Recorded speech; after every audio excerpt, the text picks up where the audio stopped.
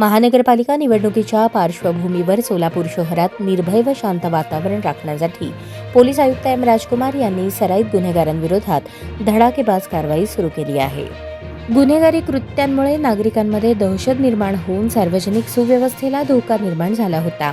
या पार्श्वभूमीवर मागील 2 दिवसात 3 सराईत गुन्हेगारांवर एमपीडीए अंतर्गत स्थानबद्धतेची कारवाई करण्यात आली आहे.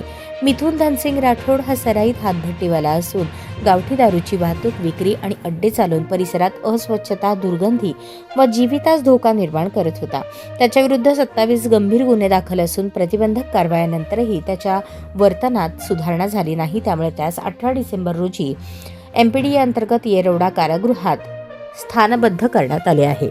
सलमान गुड्डूभाई पटेल व अशरफ अली उर्फ टिपू मुन्नान उर्फ मुनाफ बागवान हे दोघेही घातक शस्त्रांसह दहशत निर्माण करणे, खंडणी, जबरी चोरी, खुनाचा प्रयत्न यांसारख्या गुन्ह्यांमध्ये सहभागी होते. त्यांच्याविरुद्ध अनुक्रमे 9 आणि 7 गंभीर गुन्हे दाखल असून पूर्वीच्या प्रतिबंधक कारवायांनंतरही गुन्हेगारी सुरूच होती. त्यामुळे दोघांनाही 19 डिसेंबर रोजी एमपीडीए अंतर्गत स्थानबद्ध करण्यात आले. ही कारवाई वरिष्ठ पोलीस अधिकाऱ्यांच्या मार्गदर्शनाखाली विविध पोलीस पथकांनी संयुक्तरित्या केली.